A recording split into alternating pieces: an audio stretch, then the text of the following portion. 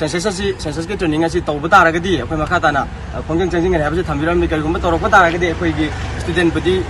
लेबा student JFD की student बदी ना अमदी कचिंग district से लेबा कोई इमा मेरा भाई भी खुद मंगना सात्र नारुन लेबा मियाम ना अमद वैना इहो अकन बामा गलवैना ना चंगसिन गने हाबा वफो मसे थमजरगा टेंशन student wing अमदी कचिंग district से लेबा मेरा भाई भी क्लब ऑर्गेनाइजेशन खुद मग कोई कचिंग district की DC complex ता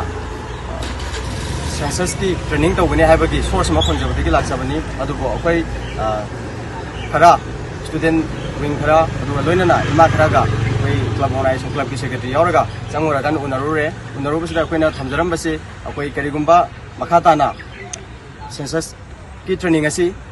तौरप तारगदी अकन अकन बा खोंजंग चंगजलकनी हाइना अखोई एडेम द थमजरमबनी अदुना अखोई मखाताना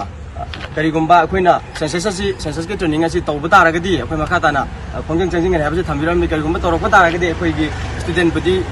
लेबा स्टूडेंट JFD की स्टूडेंट बदी ना अमदी कचिंग डिस्ट्रिक्ट से लेबा अखोइ इमा मेरा भाई भी खुद मंगना सात्र नारुन लेबा मियाम ना अमद वैना इहो अकन बामा गलवैना ना चंगसिन गने हाबा वफो मसे थमजरगा टेंशन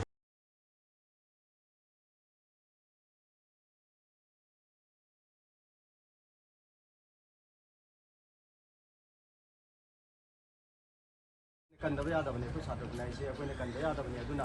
सेंसस तौगनु हाबा नते अखोइ हाजरिसे सेंसस तौबियु तौबदबु अखोइ NRC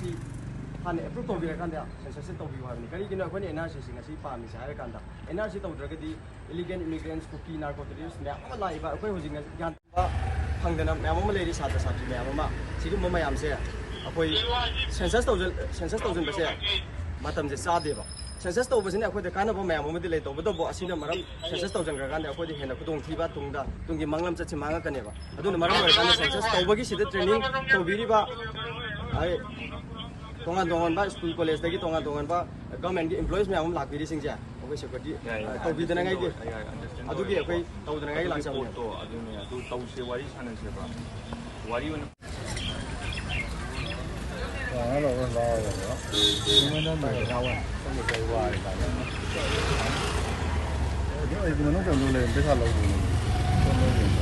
JFD